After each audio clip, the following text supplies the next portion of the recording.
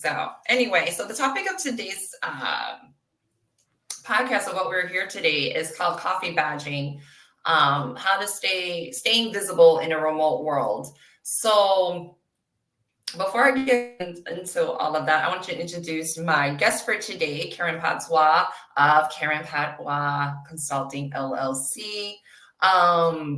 She's been a guest on my show before last year when we worked on something, another topic together. So thank you, Karen, for returning. I love to have you here. Yeah. So, okay, well, Megan, I guess I'm going to ask you. So a question that we have that we're going to ask the audience, but since you're the only one right now. Well, we don't know because there might be people who aren't commenting. I've had that happen before. Oh my God, really? Oh Yeah. no. I hope that's not the case. I really don't. Oh my God. Let's see.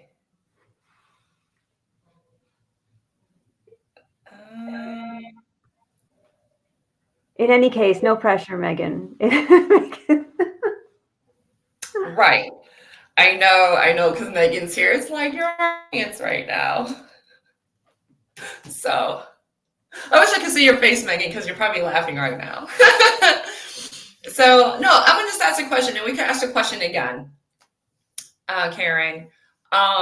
So the question is that we want to poll our audience is that, what is your current work environment? Is it remote?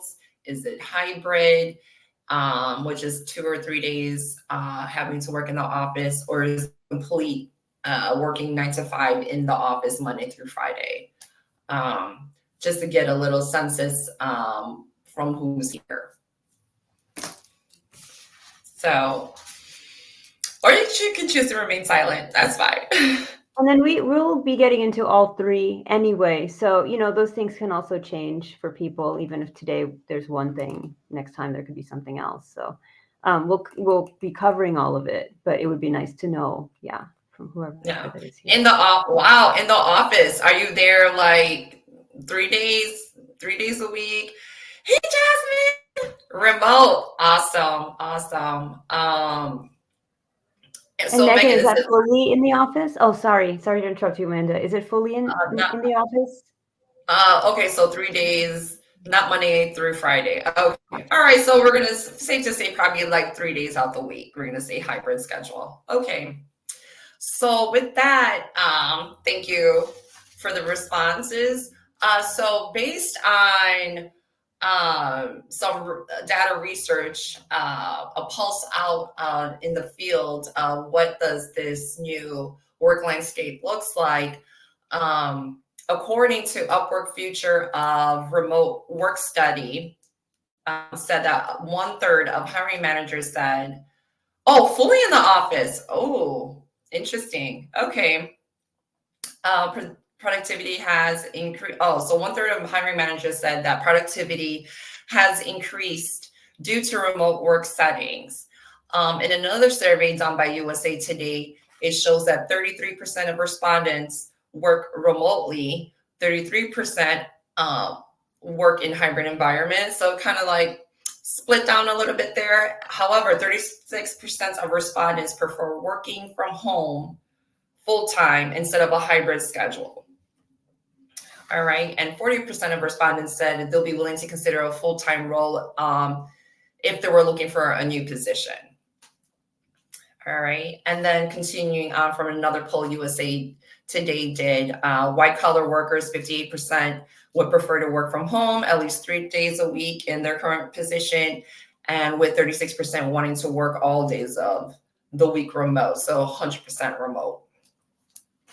So just to give a pulse of, what others are saying out there. And let's see, where was I going to go after this here? So why are we here today? Coffee badging, right? This is a new term, never heard of this term. And I haven't heard of this term either. Actually, I was connected with somebody, a journalist from Huffington Post, and I contributed to an article recently based on coffee badging. So this is the, that article inspired today's session. So Coffee badging is a term that is coined, that was created by Owl Labs. Owl Labs is a company that is in video conferencing. And based on their State of Hybrid 2023 report, the term coffee badging was referred to. So based on one of their points in the report titled, workers are finding creative ways around return to office mandates to save time and money. It said more than 2 in 3 workers, 69%, believe that employers are requiring them to work from office because of traditional work expectations, especially when 60% of hybrid workers think they're more productive when they're working from home. And there was 30% say that they work about the same level of productivity if they were working from home. All right. And as employees are being called back to the office, yet again, many are subtly protesting by complying for as little time as possible in the office.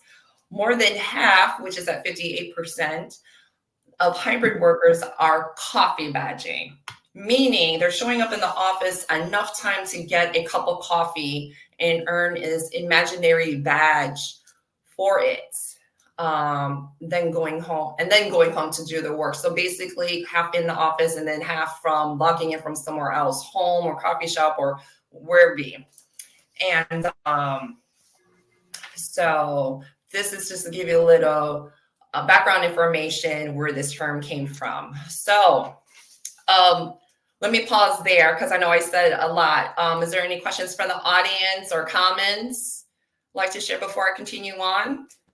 Or has anyone else heard of this word? Because literally the first time I ever heard this term was from you, Amanda. I know that's where many people heard it. They're like, what is this coffee about? I'm like, I just learned about it too. I don't know. But so I guess there is such a thing now, and it has a name. So it's been blessed and baptized. Okay. All right. So continuing on, I don't see anything in the comments, so I'll continue. So coffee badging, what is it? And actually, I didn't know I was even doing it. I think, frankly, a lot of people don't know they're doing it because, they're not aware of this term that was coined. And I think this is something that this is my first time hearing this. I feel like it's going to be the new buzzword. Oh, possibly Megan. Probably. I mean, this report came out last year, so maybe they're going to start using that word in conversation. So I'm sure that it is going to circulate. So coffee badging, like sometimes I don't feel like sitting in the office full time. Right. And it's just like, I want to leave. Like that person, I like to have a lot of light, quietness when I work. Sometimes I feel claustrophobic. I take a lot of breaks going outside or just walking in the halls just to take a breather. I mean, that's just me, right? Everybody works differently. So I'm just talking about myself, right? These are my opinions. So, and my thoughts. So, sometimes I'll be like, wow, I don't have to sit here the full time. Maybe I don't have a lot of meetings. So what am I sitting here really actually doing? I could do the rest of this work at home. But obligated to go in the office to show that I was present in the office, to avoid uncomfortable conversations that may happen later by management. Because in this day and time, it's known that they are pulling these badge reports to making sure that you're showing up in the office. And what I find interesting. Oh, sorry. Go ahead. No, go ahead. I was just going to say, yeah, what I find interesting about a lot of the data that you were sharing with me earlier and now is that, it's not even really recorded how long people are around. It's literally only recorded like whether they showed up. So like, Right. I wonder if that's ever going to change. Right. Yeah. I mean, no telling. And I think like this is a new landscape and such a hot topic because, when the pandemic happened, it's all stemming from the pandemic. That's what altered the whole workspace now. People are accustomed working from home, given the collaboration tools to work remotely. And Teams, Outlook, or what have you, Zoom, was a big one that was used probably the most for, for video calls. But the fact that it was shown and proven that we could work from home with these tools, why can't we just keep that same lock and step we were in the pandemic? And now you're asking people to return to office after we've been so comfortable and made adjustments to work from home. We have our home office. Maybe we don't have to pay into daycare because we're home now. The parents are home now, or caregiving is a big one. I don't have to pay a caregiver to come because I'm at home now. And it's just like, I don't have to commute. I don't have to worry about dry cleaning. I don't have to buy lunch at work. So it was like these nuances. I don't think that these companies thought about when coming back, because now we had to rearrange our lives again to go back in the office once we're already working off a routine schedule. And also too, we're saving a lot of money when we're at home, because we don't have to drive anywhere. Don't have to hire services to help care for children or elderly. And I don't think that, that really doesn't cross a lot of people's mind. While this is really happening in the background, like, oh, I have to get my kid back into childcare. I have to find a caregiver, or I have to get dry cleaning, or I have to put gas in my tank now. I have to pay to commute. These are all these expenses that wasn't even thought about during the pandemic, because we were sheltering in place. I think that was the term, right? And also now too, and it's just, I don't know what's the solution to this. And now pulling badge reports to say if this person is there, but then others ultimately abuse it when I don't know how they track it. They swipe it and they just leave the building. They're not even trying to stay for an hour. They're just like gone. Yeah, and it doesn't surprise me that people are doing that, especially not being tracked. I think that's even given them the notion to even check even more stringently. And now they're being told that we are looking at these reports. And it's like, you're just like, okay, I don't want to be caught up in that conversation. I don't want to be that person that they're going to come and talk to me, because you don't know what's the repercussions of that. And what are repercussions of that, by the way? So being, trying to stay visible in a remote world, like what is the solution to this with the turn to office policy and the hybriding or going remote? Like how do managers look at this? Yeah, I'll chime in here. I think one interesting point to all of this is that, the term coffee badging, for example, is new. So is this whole idea of how we are going to track what people are doing and how they're showing up to work in the whole, in the various return to office plans. So, perhaps at one point there will be tracking of how long people spend in the office. What I hope is that at one point there will be a more intentional thought. There will be more intentional thought around what people are actually doing when they are in the office. It's not just about showing up. So right now there is sort of an issue, like there are issues to work out on the managerial and leadership sides of how we're arranging for return to office in a way that is meaningful to people. But most importantly, I would say, how is it meaningful to the people that it impacts? So this idea of coffee badging, right? It's the idea of showing up. So we're showing up anyway, right? Is that really increasing visibility? And I mean, we've talked about this before, Amanda. It's like, when you're a woman of color in a workspace, like you already have limited visibility. So now on top of that, there's like, some days people are in the office, some days people are outside of the office. They're not necessarily, the teams aren't necessarily always in the office at the same time. So there isn't necessarily an intentionality. So now to navigate that and to still remain visible and still make sure that we have opportunities for advancement in situations that could sometimes be a little disorganized or chaotic is even more important. And I know you had talked about your experiences in terms of visibility in the office as well, even when we were fully in person. In the office. Yeah. And that didn't even help me to go where I wanted to go. So it's like you're tracking me, but why? Is it bringing visibility to me? I mean, why are you giving me this extra attention? You're looking at my report. Like, what are you really using this information for outside of tracking me? Tracking everyone in the company, right? Like where it's like, oh, this person shows their productivity. Okay, they're showing up, they're staying fully for all these days. I mean, I don't think they could get that data, like how many hours you're in the office, but definitely they're, seeing if you're coming in, right? That's the data that they have so far. Right. But it's like the visibility aspect is so important because that leads into promotion, into other areas. But then it's just like, right, we're women of color, so we already get like a ding, right? Yeah. Just that's how society views women of color, right? Because let's face it, like this system ain't, meant for us to succeed. I mean, we had to create our plans to succeed, yes, but as in whole, it's like a clash. Sometimes I feel. I mean, so that the whole visibility aspect to climb up in corporate ladder. I mean, yeah, even in the office, it's not telling them anything. It's just like, yeah, you're here. Think back.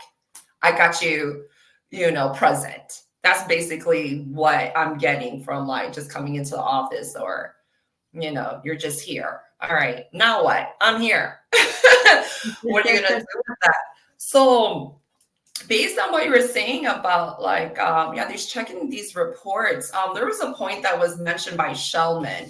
Shellman wrote a book, Hilk Shellman, called The Algorithm: How AI Decides Who Gets Hired, Monitored, Promoted, and Fired, and Why We Need to Fight Back Now. So Shellman mentioned that there was an interview with the head of the HR who shared a story about a company making promotion and layoff decisions based on badge log data. And I want to get into that. But before that, is there any questions or comments from my members here online? Is there anything you'd like to share, or any questions you have for us that you'd like for us to answer or explore more? Perhaps we could talk a little bit before you mention that data around like solutions to visibility in the workplace. Okay. Maybe we can get started on that. Are there any questions specifically around visibility from anyone? If not, like I would just sort of talk about a little bit about the things that I advise. Like I work with women of color specifically, and the things that I advise them to do. And this is for like, and these could apply really. I work with mostly senior leaders, but this could apply to women at all levels, and particularly women who want to advance. And what I would say is really some of the things that we need to do to remain visible are not necessarily that different, whether it is, whether it's a remote environment, a hybrid environment, or a fully in-person environment. And so I work with a leadership framework that I developed specifically, again, for women of color. And three of the pieces in that framework that I think are relevant here are relationships and how we build those relationships, documentation and communication, specifically to document our accomplishments in the workplace and to document like all of the processes that we're using in the workplace, and our own sort of personal identity and brand in the workplace. So in a way, if we focus on these three different areas, we can build the foundation that we need to remain visible. Do we sometimes have to do things a little bit differently if we're in a remote environment? Sure, but we have all the tools to do it. So, instead of having a conversation in someone's office, we're having a conversation by email. Instead of,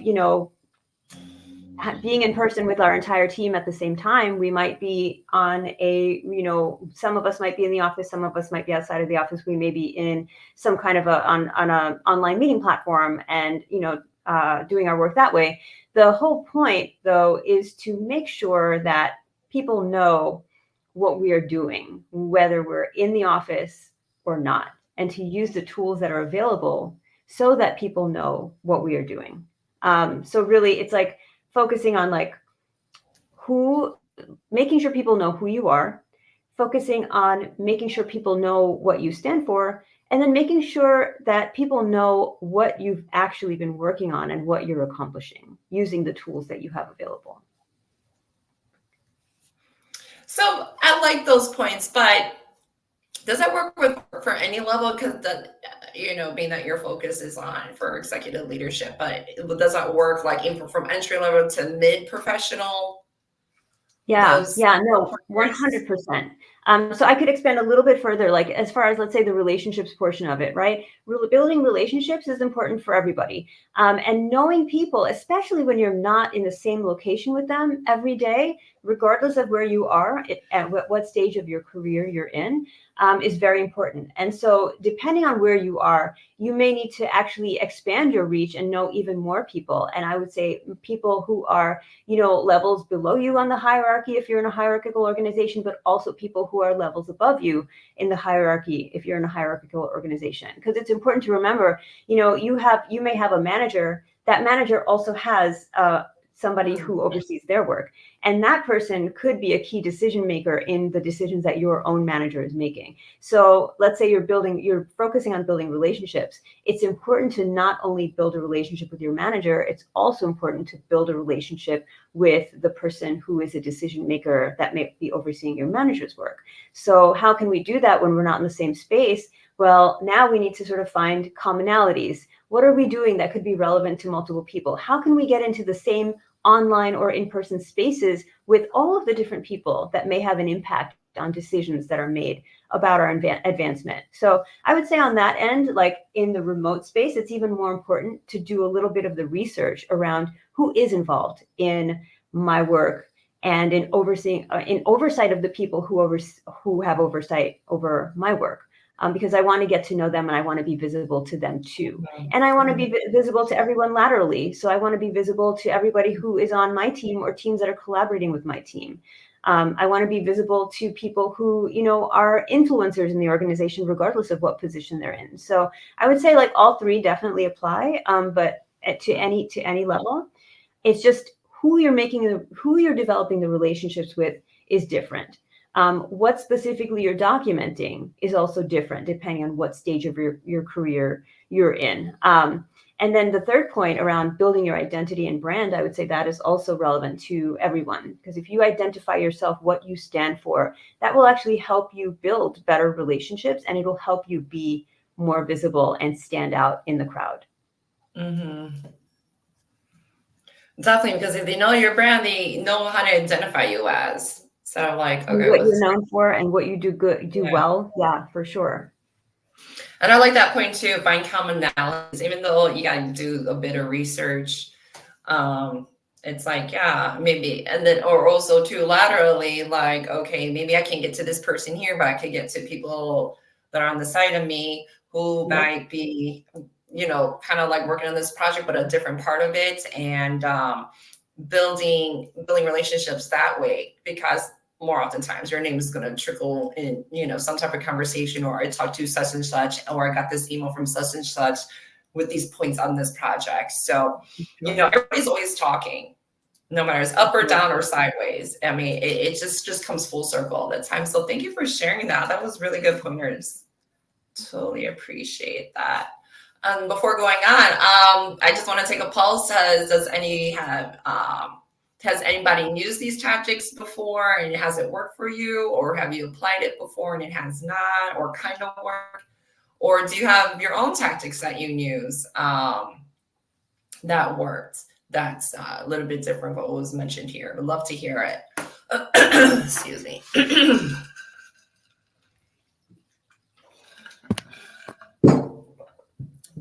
I'm working with a very limited space here, guys. So sorry. I gotta make the most of what I got over here.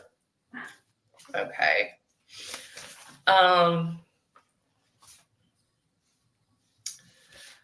So I think we want to go into remote and monitoring the badge reports. I think, you've been talking about how, that they're used for monitoring, and then what could be a negative impact of that besides right. They're with the same data, they use it positively and negatively, and I want to kind of dig into that a little bit.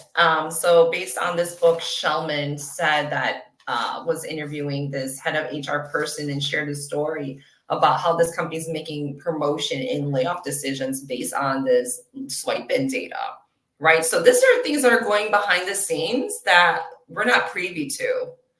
So conversations like this is very important, and just like learning about this information, because managers and leadership is not going to tell you what they're using this for you or against you. So this is really a good pointer that I learned, was that based on this impression management, if you will, they say they want to promote the people who had the longest hours at the office. So they look at the key card data. So longest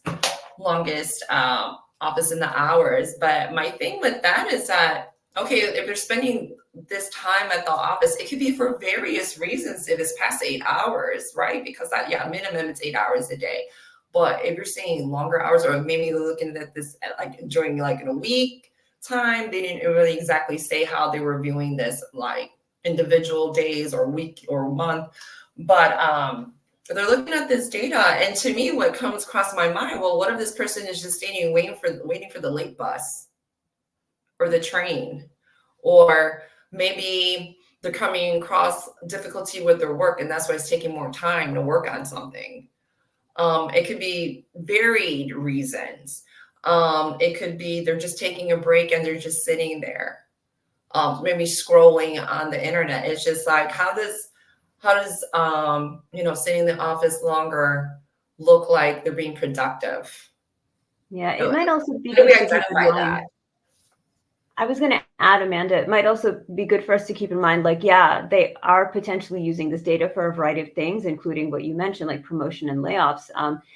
It's, I think, very important also, like from a leadership angle as well as otherwise, like to remember that they may not be using it consistently. So they may use it where they want to in order to, determine layoffs, but they may not be using it consistently, and it may not apply in the same way to everyone. So there's a lot of room for bias to enter all of this, but there's also a lot of room for inconsistency. And we should also keep in mind, like everything that you're saying, I would say that the managers who are utilizing this data and who are making these decisions based on the data as you're describing it may not even fully understand the impact of the way that they're using the data and the decisions that they're making with the data. It's still so new that they're still sort of figuring out, like, okay, how does this work? How can we use this data? Is it really for hours? Like, is it a number of hours that's really going to be the most helpful towards the organization and towards measuring like productivity or leadership skills? And, that all remains to be seen. Absolutely. I mean, right, this is new data. Right, this is just a whole new working era where working remote. On this scale, right? I'm sure it existed before with other companies. Like if you're in a consulting role, right? You're traveling all the time, seeing a client. Okay, maybe in that vertical, that's like the likelihood to work remote. But now it opened up to the whole world to either work remote. There's positions out there like this is 100% remote role. Like you see that more nowadays than before the pandemic. Just a 4-year difference. And also with hybrid schedules, that was never a thing before. So this is all totally new. So yes, like you're using this data. Yeah, you're using it the best way. You think you're using the best way, but are you using it the best way? Is it really about the people, or is it really for you to make decisions, where it can impact people negatively, because you're not really dissecting the data. You're just looking at it for what it is. These numbers are showing you. And you're not even looking into those numbers and be like, okay, well, what do these numbers really mean, right? It's just a total amount. So anybody could just look at any type of data and just like, okay, this is what this means, without even going into further research of what it actually means, right? And then so with that too, back to the same data, like you were saying with like, what harm this could be done, and the inconsistency that they go back to the same badge data. And when it came to the pandemic and they had to make layoffs, they used the same data again to understand who was the least productive. And it's like, what qualifies as least productive? Not being in the office for a certain number of time, is that least productive? Well, how can you say least productive when you were looking at our stats and figures here that there is an uptick by managers said, a third of them said that there's an increase in productivity. So it's contradictory. And when you have contradicting information and not benchmark information, it's very misleading.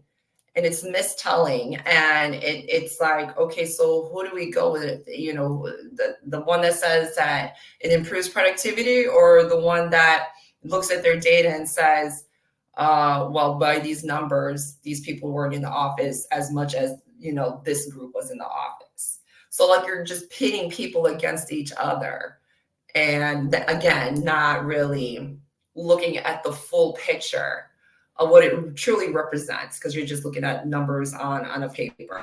So I mean, how do you, you know, what would be solutions around that? Or how should managers think about this data instead of weaponizing it against their people that they're leading?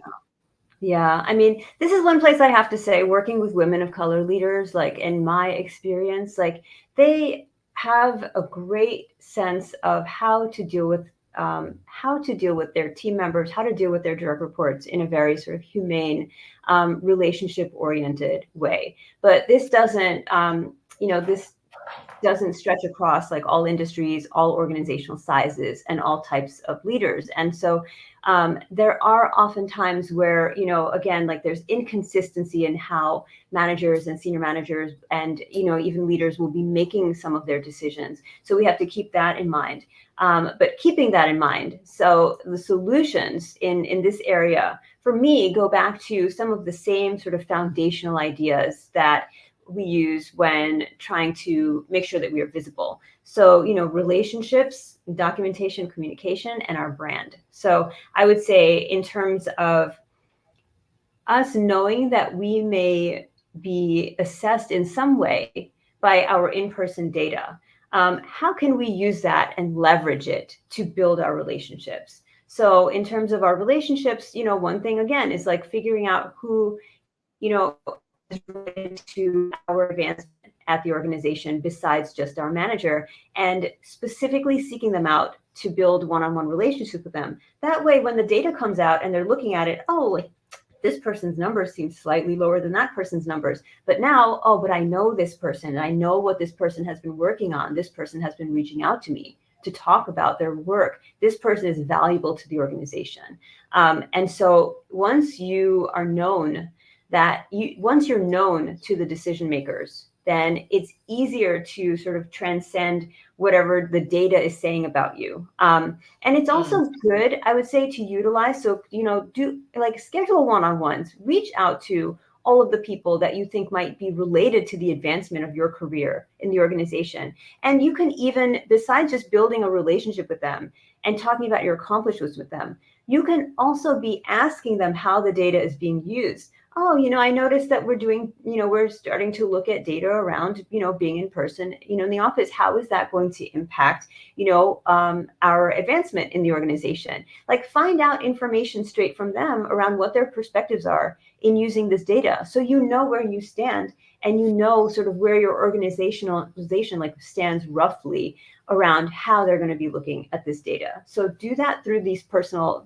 relationship building, one-on-one relationship building with anyone, again, not just your manager, anyone who may be involved both laterally and above you on the hierarchy in the advancement of your career. And the other thing I would just reiterate, but perhaps in a different way, the documentation of your accomplishments is critical. So even if you know you did a great job, your team might know you did a great job, you know that you're a valuable employee, if you're not communicating that in whichever tools you have, whether remote, hybrid, or in person, then it's not being documented. It's almost like if a tree falls in the forest and no one's there to hear it, did it really make a sound? So you could be the best employee ever if people don't know what your accomplishments are at that in a way that has been communicated, or if people don't know you want to advance, then you're not necessarily going to be the person that's top of mind when opportunities come up. So it's very important to consistently document what you're doing as well. And that could be something as simple as, you know, you're in the office, you met up with a few of your coworkers, take a photo of yourself and put it on your whatever communication platform you're using. Like put it on Slack if you use Slack. Like, hey, we just worked on, and be specific, blah, blah, blah. In the office today, how's everyone doing? Start conversations, be communicative, show what you are doing while you're doing it in a way that is visible to more and more people. And you can transcend some of these database decisions, because again, remember that those decisions aren't necessarily being made consistently. It's just a basis. It's just a partial basis for making some decisions. Right. So with that, I'm gonna play a devil's advocate. What if I'm like, okay, yeah, this is all great, Karen. I love these points. I haven't heard this before, so this is awesome. But I don't feel like I need to do all that because my manager should know what I'm already doing because they're managing me. How come? I am so glad you're asking that. Because why the extra effort? They know who I am. I have one-on-ones already. We talk about my goals. We talking about whatever other stuff. Like how I'm going to get into these conversations, especially I feel like if they're gatekeeping information, not being so open with me, and I can't even relax because they're not relaxed with me. So how do I even go around that? Yeah, no, I totally understand. And I feel like specifically pre-leadership level, like, when women are in a specific stage in their careers, they sometimes have this idea that everyone who is at the managerial level or above, like, knows exactly what's going on at all times and values them in the way that they're supposed to, and is a good person in the way that they think a good person should be. And that's, and good people they may be, but it's not always the case that they are aligned with your values, or that they are watching the things that you want them to see about you, or that they even know or will remember any of those things unless those things are being documented. So like the first thing I would say is, asking, like, if they're gatekeeping information, the best thing we can do in a very friendly and collaborative way is ask for the information that we're interested in that will help us advance our careers. That way we are signaling that we're interested in advancement, and we're getting more information. And we're also sort of, like, positioning that person in a way in our lives as kind of potentially, an advisor, in an advisor sort of position, to be like, hey, like, I have some questions. Would you be able to, like, support me in finding out some of these answers, and more often than not, regardless of our assumptions, like, people do want to help. Now, what they do behind closed doors after that, what kind of pressures they're dealing with at their level, that's not really within our control. We can only do what's within our control at every stage of our career. So, like, ask those questions. If you feel something is, there's gatekeeping around some body of information, pursue that in a friendly and collaborative way. The other thing I would say again is that, they may not remember what we even talked about, and, like, talking often sometimes tends to disappear into the ether. So another important thing that often I get a lot of pushback on, like, oh, why do I have to do that? They know what we talked about. I know what we talked about. We both left the room in a good mood. Everything was fine. That can change any second. And particularly as women of color, we are dealing with biases. We are dealing with things that people might keep in their minds about us, or ways that they think we should behave or not behave, or present ourselves in the workplace that may not necessarily be aligned with the way that we shine. And we need to be aware of those things, but we need to document what actually matters, so that we can, we can sort of work with whatever narrative they have. We can work with that narrative and elevate ourselves by focusing on what really matters, and, ignoring the parts, like, where, bias comes up, or identifying the parts where bias might come up, and making sure that we are overwriting that story with our experiences and our accomplishments. And, I often also get at, like, why should women of color have to do, like, all of these things? And my answer is that anybody should do these things to secure themselves. But I would say it's particularly important for women of color to do these things, to be visible, to make sure that things are being documented properly, and to make sure that the narratives are accurate, because they could become inaccurate quickly. Mm-hmm. You're giving us work to do, Karen.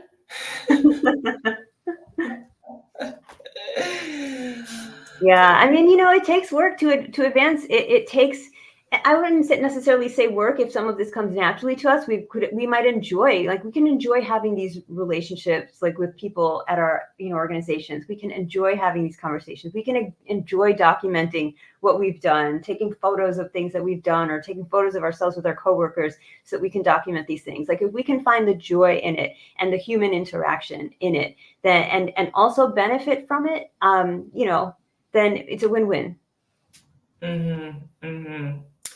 Yeah, like, man, sometimes managers are just not so friendly, and that's just how they are. And you just gotta find a workaround personalities, right? At the end of the day, is you gotta find a workaround personality is for those who are like a little bit more challenging than others to communicate with, right? And more often than not, it can be done. We often feel hopeless very, very quickly because of sometimes a lot of the challenges that we may be facing, and they're difficult, but it can be done more often than not. And we should always approach it positively and explore that possibility. Okay. Explore it. So the key is explore it positively, not like talking under your breath. And like, I don't want to do this. I don't like her. That's true. Yeah. I'm not saying to not hold people accountable when things are going wrong. That's a whole different area. But yes, when we're approaching these types of conversations, for sure.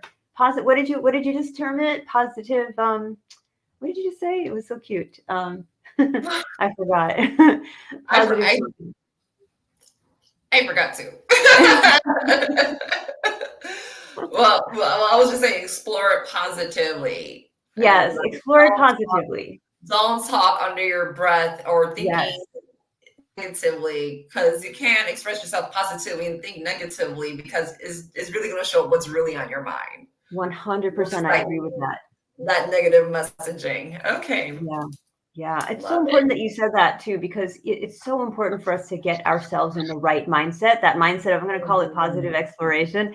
But positive exploration, I like that mindset before we have these conversations. We just have to do that. We can't just go into these conversations without making sure that we are in the right space. Because you're right. People will read that right away. Oh yeah, definitely. We may not meet the goal of our conversation and the time that we spend, in that one-on-one or in that communication. All right. So I think we covered that pretty well. How's everyone doing out there?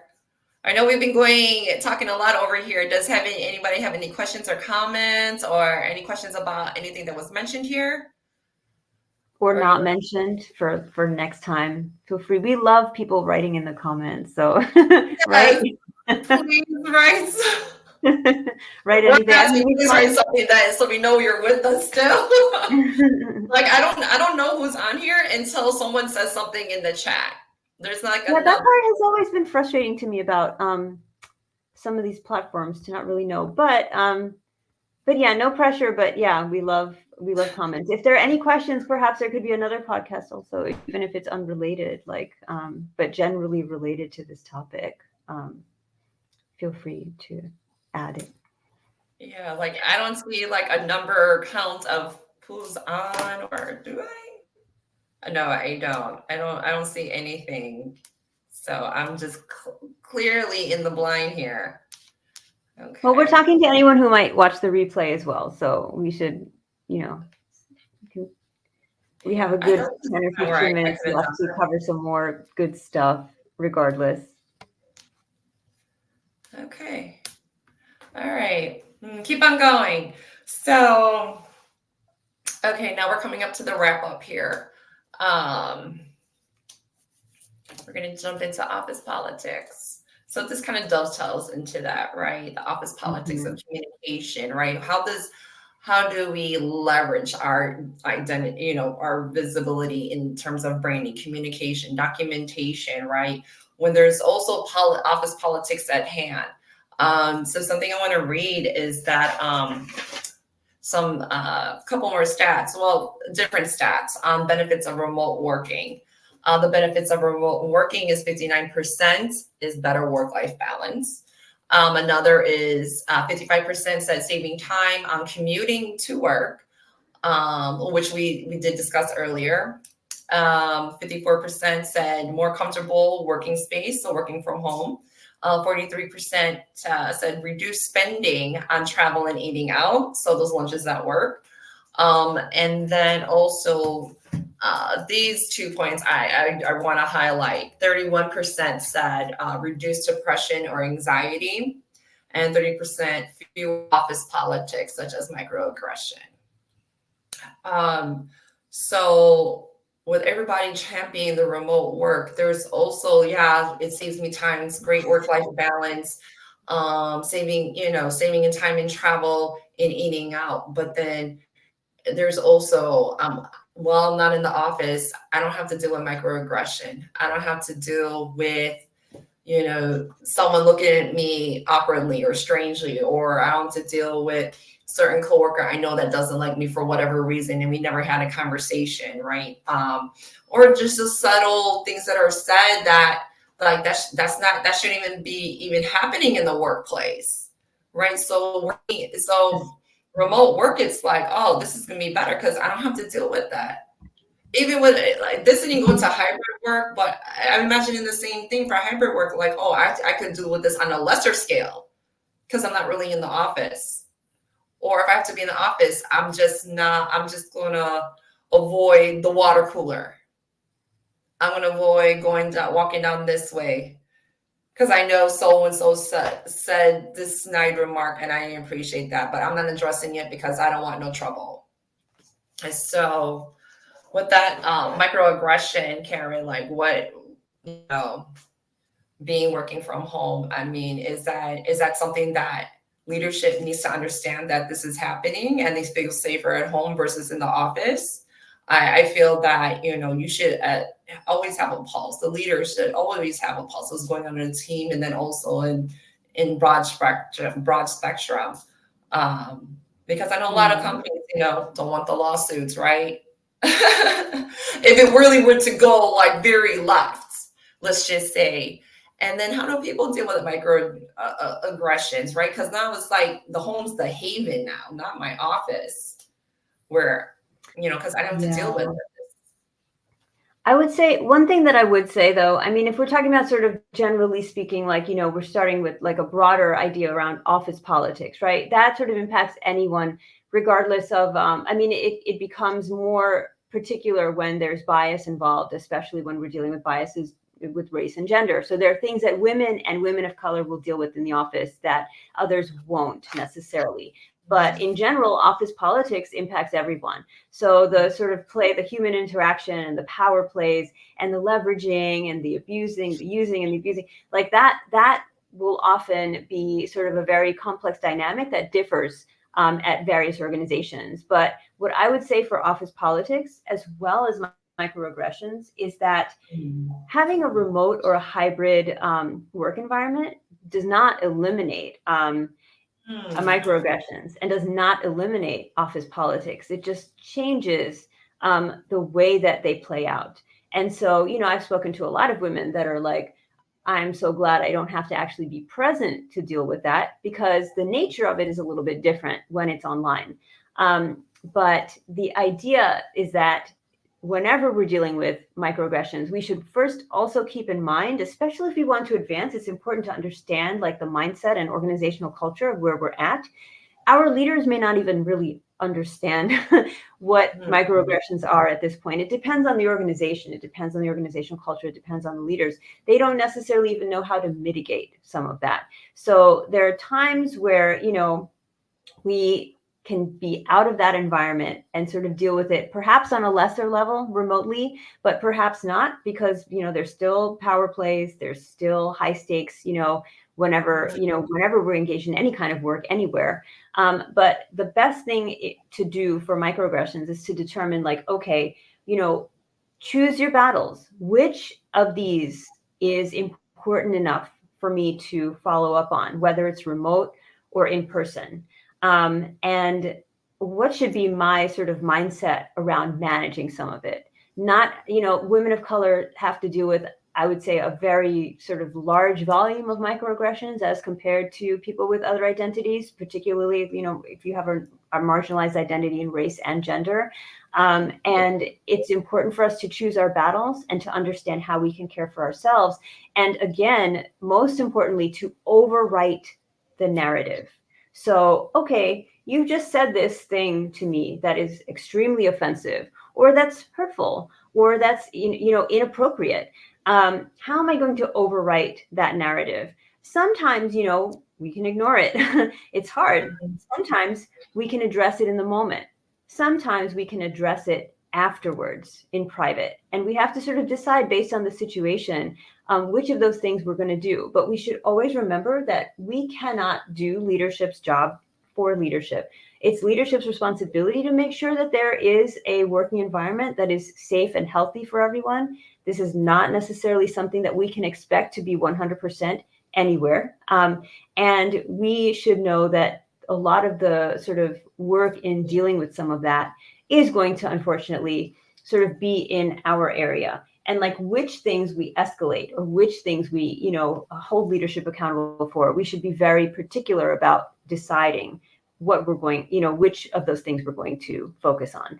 And I would also add, though, that sometimes accountability is good. There are times when microaggressions come about and we're, and the person who is engaging in them doesn't even realize that they're doing it and may be open to hearing from us that we didn't appreciate the way that they spoke about X, Y, or Z, or spoke about us. And sometimes that can be actually very sort of like a very healthy way for us to be able to deal with it by having that conversation. Should we have to? No. But do situations sometimes require it in order for us to have a healthful sort of work environment for ourselves? Yes, I would say. And, you know, if it be too great, you know, there's obviously the option of like, okay, how toxic is the environment I'm in? What am I willing to deal with? What am I not willing to deal with? And those decisions are, you know, maybe not necessarily part of this conversation, but decisions that can be thought about and made. So it really is about sort of management of those behaviors externally as well as internally for us. That was a mouthful, Karen. This was good. I thought a lot about this. I see. You said your homework. I've worked with, you know, like microaggressions don't disappear as women advance. In fact, sometimes they get even worse and more difficult to manage, and the stakes get higher and higher. So sometimes, you know, it's even harder when you're at a higher level of leadership to determine, okay, what are my priorities? Like, who am I going to hold accountable? Where am I going to leave it alone and focus on something else? Where am I going to overwrite the narratives? The narratives can become a lot more public as we advance in our organization as well. So it becomes even more important to choose our priorities and to, you know, make sure that we have a plan in mind, depending on what our organizational culture is like and where it is on that sort of healthiness scale. Right. Like basically choose your battles wisely. You can't fight about everything. Everything is a complaint, right? When you bring it to HR, your compliancy. Whole different story. That's a whole different conversation. I would say, I mean, definitely, you know, well, actually, I don't know where you were going with that, but I get very sort of like, I'm just like choose what your battles are wisely. You just can't be like, I'm fighting about this, that with everybody in the office. Yeah, or I totally agree. Years ago with my old manager, I'm going to bring this up because I'm still holding on to it. I haven't let it go. So I'm still mad. Yeah. Where can we find peace? And then what does that involve? And I mean, I'm not saying going to HR is not an option. I'm saying that if people use sort of organizational structures and policies to hold people accountable, it needs to be done very, very strategically so that regardless of where you are and what stage of your career you're at, that you don't, you know, make the wrong decision or put yourself in any kind of sort of like bad situations. Right. Because even though it may be solved, someone could, I don't know, wake the living dead, I guess, and still, if they want, I don't know, because people can be petty. there's pettiness too. Yeah, yeah. Great points made. Anyone from the audience has anything to ask or say or chime in or you find this helpful? Would love to hear it. If you're still with me and you're out there. Anyone? No pressure. I've been in talks before, and sometimes I'll be like listening in, sometimes I might be multitasking, being in another Oh, meeting. probably, right? You never Because know. even though it's like 12 o'clock Central here, it could be like 1 something Eastern, right? Anytime. So, gotcha. Okay. Well, if you're not able to put anything in chat, I hope you're finding this information useful and you can use to your advantage and leverage for your own professional growth. Because that's what we're here about, is to inform everybody, and especially in the topic of coffee badging, and also with these other dynamics that are involved when it comes to visibility, office politics, and remote monitoring. These are things that we should consider as well. Not only are managers looking at this data, but we should be concerned about the data that they're also looking at.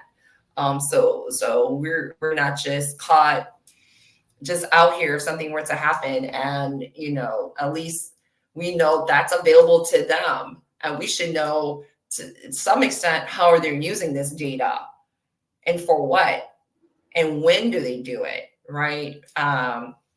So we're always kept, on the same page of our work environment. All right. So as we're coming down, we're at an hour, 1 o'clock. Any closing remarks? Anything that you would like to add outside of, things that we already covered? Sure. I'll keep it brief, but I would leave people with this idea of, building a strong foundation for yourself, regardless of which environment you're in, really. And it involves your relationships, it involves how you communicate and document your work, and it involves how you build your identity in your workspace. And if people are watching the replay, or if anyone who attended this live wants to reach out, you can, my book a consultation link is right next to right on my profile and in my posts. Like, feel free to follow, connect, book a consultation. If you're interested in more information, I'm more than happy to talk to people about sort of different options. And yes, my work mainly focuses on like women of color in leadership positions. But if you're looking for advice or any expansion on any of the things we talked about, I'm absolutely more than happy to chat. Great. All right, guys. Well, thank you so much, Karen. So she gave her details where you could find Karen for any follow-up questions. So thank you so much, Karen, for spending this hour with me and our audience. And I hope to everybody, we learned something new today, especially with coffee badging, how badge reports are used, and other considerations that are also pulled out there, and the nuances around this new working landscape. So as we wrap up, I want to say thank you so much for joining me for this hour. You will see me soon again. In another, I don't know, I have to think of my next topic I'm going to talk about, but you're definitely going to be seeing me again live. So I'll be posting that out shortly. So thank you for all your support. Being with me on my journey since I started last year of Define Yourself, and you're still here with me today. And to my new subscribers, thank you for chiming in, and welcome to my community. If you have questions for me, or if you like to be on discussion together, a podcast panel, please reach out to me. You can find me on LinkedIn as well, or you can also DM me through LinkedIn. I'll get your message. I'm pretty good at responding. So thank you once again. Have a great afternoon. Happy Friday, and I'll see you soon. Thank you so much. Bye for now.